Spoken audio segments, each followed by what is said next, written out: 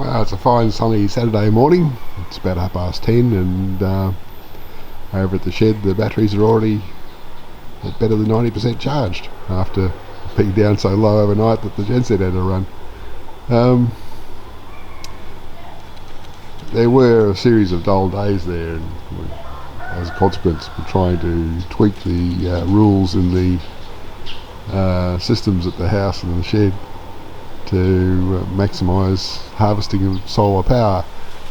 We got it a bit wrong at there, and we've had some strange things happen, but I think we've got a handle on it now. In the meantime, looks like they've done lots and lots of white painting, so it's all done inside there, so that'll be nice and bright in there. And the back of Lise's house, another little patio's done, so I think the painting's probably about finished. I wonder what they've done on the outside. I'll go and have a look at the outside of the north wall and see what it looks like.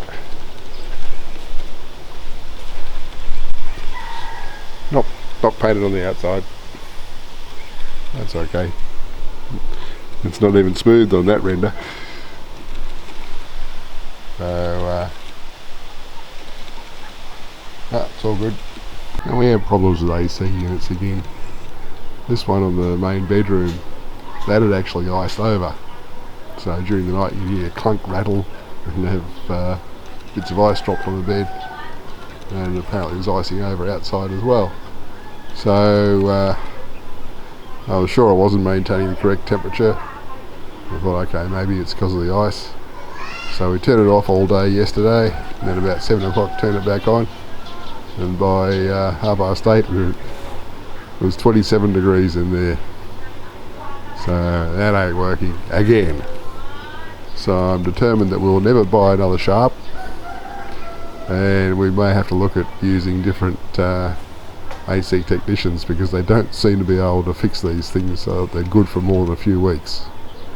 I don't know whether that's incompetence or bad machinery that I've got to work with, but singularly unimpressed with Sharp. The one in the lounge room, we were having trouble with that earlier this year, changed it out for a new unit. The original one came to here, they fixed it up, worked for a while, fixed up again, worked for a while. It's just, yeah. And the one in the lounge room, it's set for I think 24 at the moment and holding it to about 25. You set it to 17, still holds it to about 25. You try to tell the technicians that ain't right, because the thermostat shouldn't be working that way. It should be pulling it down further if the thing's working properly. And their response is, but it's cool. So I don't think they understand. Yeah. There's always something wrong around here. I was reporting this is a 200 watt lamp. It's actually a 300 watt lamp. And Basil didn't bring the light sensor, but I think probably set it up initially just for a test to prove that it works, and then insert the light sensor in the circuit. Well, it's Sunday morning and Basil's noisy again. They're cutting the bottom of the door, or where the bottom of the door is going to go across this big doorway at the back of Lise's house. I'll tell you more of that later, but I've got other things to tell you first. It seems my grandson did get at that big passion fruit that I saw go missing.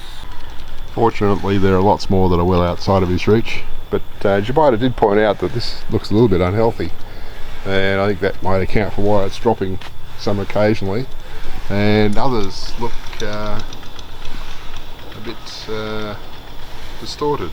So yeah, she might be right. It might have some sort of viral disease or something. I'm doing my Sunday morning draining of the pressure accumulator. Distance we have someone ploughing with a walking tractor. and our walking tractor has been used to do one lap of the paddy here at the back of the shed, but now it's sitting up there stationary. I don't know whether that's because they've got a technical issue or it's break time. Could be either. But yeah, they got a bit of work ahead of them here. Good, the guys have brought their own power tools. I'm doing it. Yeah, very good. And this is their truck they bought, and it looks like what they're preparing for is this concertina door. That's good. I'll squeeze up to either end, I guess. And we had a different guy come yesterday to work on the bedroom AC. This guy works for himself rather than a boss, and he's much cheaper. And he said, if it's not working right in a week, call me back, I'll come back and fix it for no charge. So that's unusually refreshing, a performance guarantee. So he might be the right guy. Spot the problem. At about 2 minutes past 1 this morning, the camera looking at the rear airlock decided it didn't want to play anymore. So it's now dead. And I need to find a suitable replacement. Of course I can't get exactly the same one here, so I'll have to try and find an equivalent. There's the culprit, dead as a dodo. What I think should be the equivalent is going to cost me about 40 bucks, so it's not earth shattering. The inside of these new doors of Lise's back patio are fairly fancy. The outside is much simpler. And there they are, that looks okay.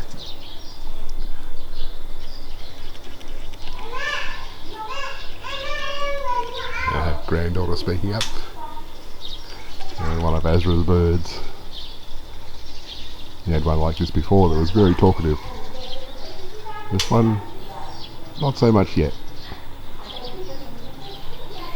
But yeah, so that's the end result of that enclosing of Lise's back patio. It's been a while since I've been down to the rice factory. There's our light up there that we don't have enough cable for apparently yet. Yeah, rice drying is on.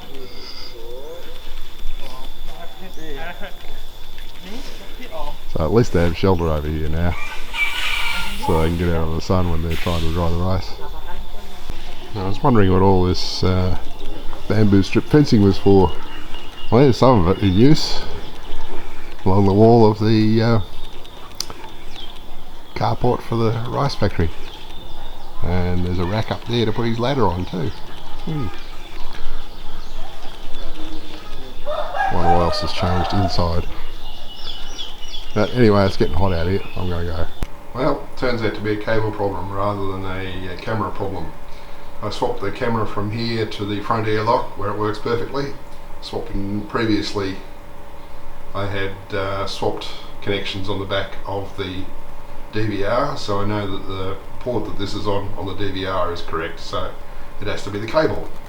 And I do actually have spare cables, I just have to locate them. Well, there you go. I'm pretty good at locating things if I've seen them recently.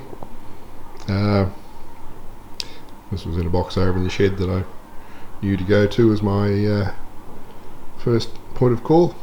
I'll put a BNC barrel connector in there. That end will connect to the leads that are currently plugged into the back of the DVR, and the old cable can be used as a pull through to get this new cable into place.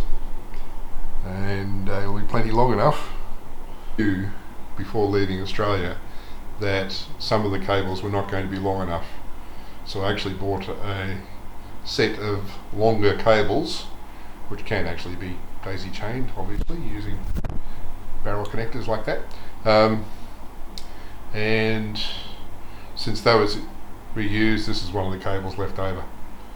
So I have a few more spares yet. What I'm going to need now is some of Dadang's time up in the roof, which should best be a morning thing when it's not too hot. I went down to my weather station to find out why I wasn't reporting on rainfall anymore. And I found out that it had been colonised by ants. So I think I've flushed as many of those as I can out, but it was still not reporting to the base station, or rainfall at least.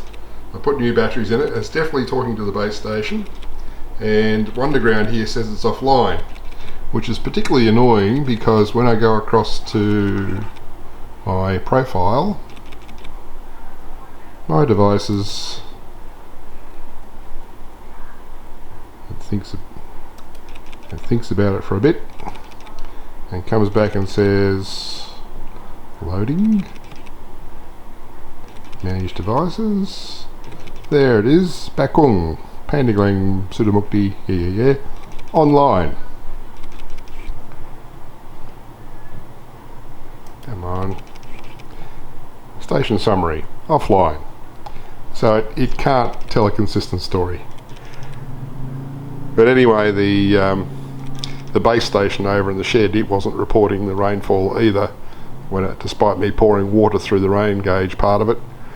So I think that may still be clogged with ants. I may have to disassemble that sometime in order to try and pry the ant nest out of it.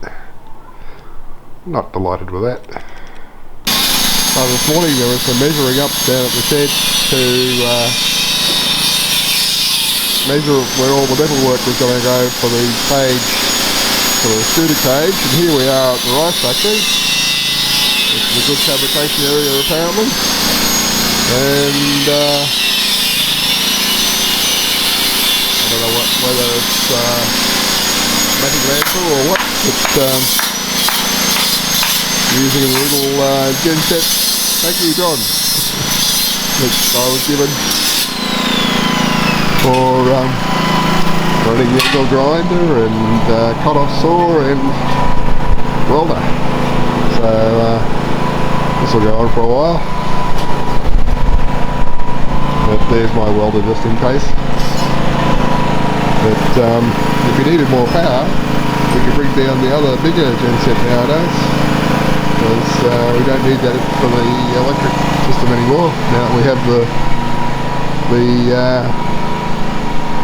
diesel genset. But yeah, rice drying continues. Looks like we'll get full charge of the batteries today for the solar off-grid systems, which is ironic given that I changed the programming this morning so that we switched the old switchboard to the public network at 10 o'clock instead of midnight, just to try and get us through the night without a genset start. So yeah, okay. Here we are in the bedroom where the AC runs 24/7, and you can see what it's set to there. Spot the problem. I'll be sleeping in the lounge room again tonight on the sofa till we get this fixed. I don't know what happened with their ploughing effort in this paddy at the back of the shed. And the tractor's down at the rice factory and they haven't done more than one round here. That section over there seems to be done okay. I can hear traffic noise from the toll road, from the trucks.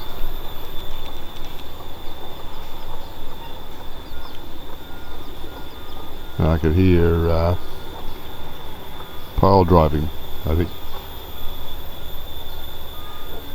Yep, there's pile driving down that way. So work continues there. I wonder how much longer that's going to take. Down here at the rice factory, they're winnowing some of the grain. You can see the husks raining down maybe. I can certainly see them. So that pile there will get rebuilt.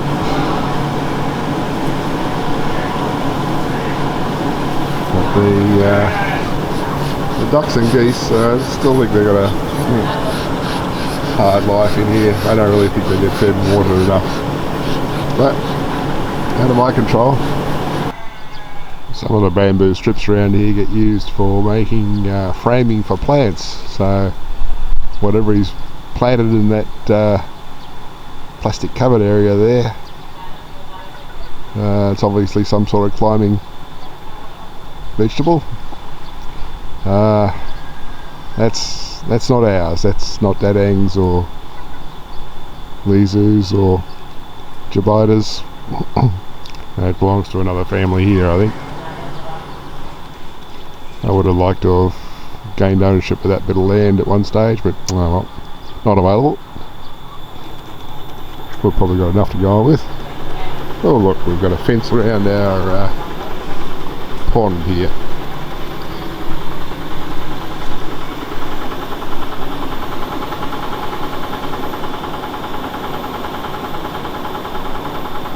So I gather there will be fish in that, if only to keep the mosquitoes down.